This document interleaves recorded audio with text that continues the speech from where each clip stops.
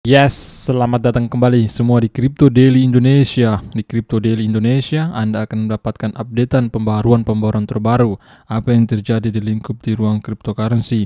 Maka dari itu, libatkan diri Anda dalam tim Crypto Daily Indonesia dengan cara like setiap video kami, subscribe, bunyikan loncengnya agar Anda tidak ketinggalan ketika kami mengupload video terbaru. Informasi kembali bahwa channel ini kami baru membuatnya di tanggal 7 September di bulan lalu, teman-teman semua. Jadi kami butuh bantuan Anda. Saat ini subscriber kami sudah mencapai, per video ini dibuat 613 subscribe. Ini real, teman-teman ya. Real subscriber ini real, tidak ada subscribe bot ya yang dari kami. Maka dari itu, teman-teman semua, kami butuh bantuan Anda untuk subscribe channel ini agar selalu berkembang. Next, pembaharuan terbaru saat ini. Global market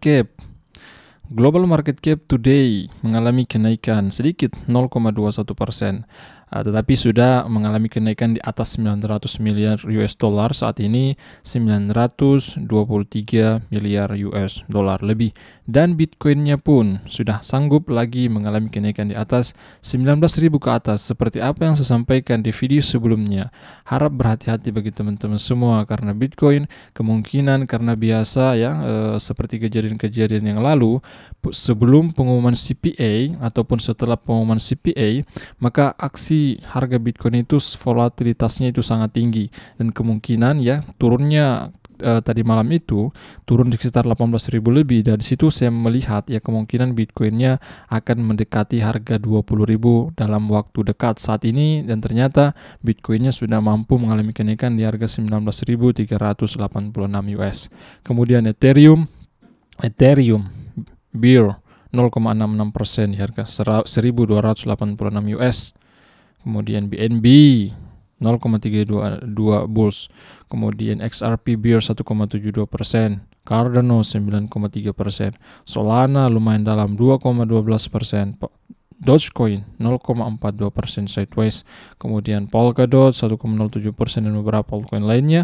Untuk sisi banyak mengalami kenaikan sedikit 2,64% saat ini, teman-teman semua. Coba kita melihat ya pergerakan harga daripada BTC, harga terendah dalam 24 jam terakhir. Nah, inilah harga terendah setelah pengumuman CPA tadi malam itu ya. Amerika Serikat inflasi ya turun 0,1% ya di bulan September 8,3%.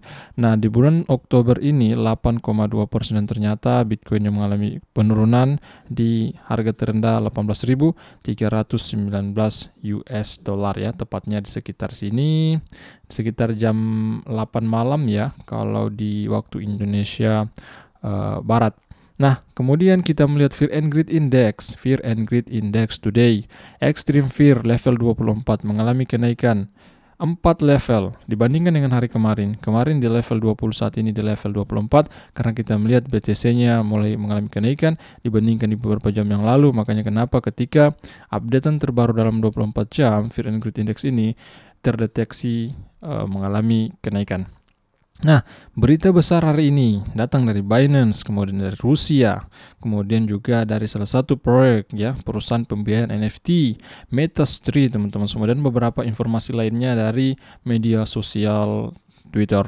Langsung kita mulai. Yang pertama dari Binance membakar token BNB sebanyak peretas yang dicetak dari Chain Air. Jadi beberapa hari yang lalu, jika Anda menonton video kami, bahwa Binance telah diretas oleh salah seorang, entah seorang atau kelompok, teman-teman. Bahkan telah dicuri 2 juta BNB, teman-teman. Tetapi masalah ini telah teratasi oleh Binance, tetapi kurang lebih 100 juta US dollar si peretas ini berhasil memindahkan dananya secara off-chain ya. Setelah peretasan ini yang kemudian Binance Smart Chain, blockchainnya itu menghentikan sementara bloknya dan mencari tahu masalah yang terjadi. Ternyata sempat juga dibekukan dana dari si peretas ini, tetapi peretasnya sanggup. Dia berhasil memindahkan dana 100 juta US dollar. Informasi yang saya dapat, 100 juta US dollar berhasil dia pindahkan secara off-chain. Luka bakar menghilangkan lebih dari 2 juta BNB dari supply yang beredar. eksploitasi jembatan rantai BNB minggu lalu menjaring penyerang tepat 2 juta BNB. Wow, sangat banyak sekali teman-teman ya, kalau didolarin 500 US dollar lebih. Nilai bersih BNB yang dicuri senilai atau bernilai sekitar 566 juta US dollar pada saat itu. Tetapi Binance sanggup ya mengambil alih kembali, membekukan akun si peretas. Ya, jadi yang sanggup, jadi peretas itu ya, dia berhasil mendapatkan 100 juta US. Dia mungkin secara cepat dia memindahkan dananya, berhasil memindahkan dana itu 100 juta US dollar. Sebagian besar koin itu hilang dari peretas ketika validator rantai BSC membekukan jaringan setelah serangan itu. Sejak saat itu, jaringan telah melakukan upaya keras untuk memperbaiki beberapa kerusakan, tetapi peretas masih berhasil memindahkan dana sekitar 100 juta ke jaringan lain. Jadi pemindahannya ini, informasi saya dapat, dipindahkan secara off-chain. Semakin banyak BNB yang akan dibakar setiap kuartal. Pembakaran Binance sebelumnya pada bulan Juli melihat 1,96 juta token dibakar atau senilai 446,6 juta US pada saat itu. Binance juga membantu pembakaran token Luna Classic ya. Ini pasti juga kalian sudah tahu bahwa Binance itu membantu token Luna Classic ini dengan cara biaya perdagangan di spot kemudian di margin. Dari biaya itu 1,2%, maka itu yang kemudian dibelikan kembali untuk launch dan dikirim ke alamat mati menggunakan pendekatan yang kira-kira sama dengan model pembakaran triwulan sebelumnya. Dibutuhkan biaya yang dikumpulkan dari perdagangan Luna Classic dan menggunakannya untuk membeli kembali token dari pasar. Nah, pembakaran berkala Binance akan berhenti terjadi setelah pasokan BNB mencapai kurang dari 100 juta token. Pasokan awal token BNB 200 juta token teman-teman. Jadi misi daripada BNB Binance bahwa mereka itu akan selalu melakukan pembakaran sampai kurang dari 50% dari pasokan token BNB ini sejak awal ya. Jadi kurang lebih di bawah 100 juta target mereka ya, mereka akan selalu membakar token BNB ini. Ini merupakan salah satu juga salah satu cara bagaimana harga BNB bisa mengalami kenaikan di kemudian hari ketika volume perdagangannya juga bisa meroket. Next, terbaru bahwa beberapa hari yang lalu kami juga menginformasikan kepada Anda tentang sanksi yang diberikan dari UE ke Rusia akibat dari perang antara Rusia dan Ukraina. Pertukaran kripto masih tersedia untuk Rusia meskipun sanksi Uni Eropa terbaru. Ini laporan yang diungkapkan dari beberapa media teman-teman. Walaupun Uni Eropa memberi sanksi terhadap Rusia terhadap pertukaran kripto, tetapi pertukaran kripto ya masih tetap bisa digunakan. Tetapi ada sebagian berita menginformasikan penduduk Rusia masih tetap bisa menggunakan pertukaran kripto di beberapa negara lah ya, kurang lebih seperti di tempat yang dimana sanksi ini diberlakukan. Daftar pertukaran kripto termasuk platform global belum memperkenalkan pembatasan baru pada pengguna Rusia setelah putaran sanksi terbaru Uni Eropa. Media kripto Rusia melaporkan hukuman Eropa terbaru menargetkan serangkaian layanan terkait kripto untuk meningkatkan tekanan pada Rusia di tengah konflik yang meningkat di Ukraina. Begitulah updatean terbaru. Jika Anda selalu mengikuti kami, pembaruan besar terbaru bahwa sanksi yang diberikan kepada Rusia dari Uni Eropa ini ya, dan bahkan ada beberapa platform juga, platform NFT juga sempat kami review ya, pengguna dari Rusia dana mereka telah dibekukan ya, walaupun memang dananya masih tetap ada, artinya NFT mereka masih tetap ada di proyek NFT tersebut, tetapi mereka tidak bisa menariknya karena karena sanksi yang diberikan kepada Uni Eropa tersebut. Next, kemudian datang informasi dari perusahaan pembiayaan NFT, MetaStreet, Dragonfly, dan OpenSea mendukung peningkatan 10 juta US untuk perusahaan pembiayaan NFT MetaStreet. Nah, perusahaan utang dan pembiayaan NFT MetaStreet mengumpulkan dana sebesar 10 juta US dollar. Nah, total dana perusahaan sekarang adalah 24 juta US dollar. MetaStreet bertujuan untuk membangun infrastruktur, likuiditas, utang, dan agunan untuk industri NFT. Jadi proyek ini, MetaStreet ini merupakan apa saya katakan tadi, perusahaan pembiayaan NFT. Jadi mereka itu berfokus kepada game metaverse yang akan datang. Jadi item-item daripada game itu menggunakan NFT yang tersedia.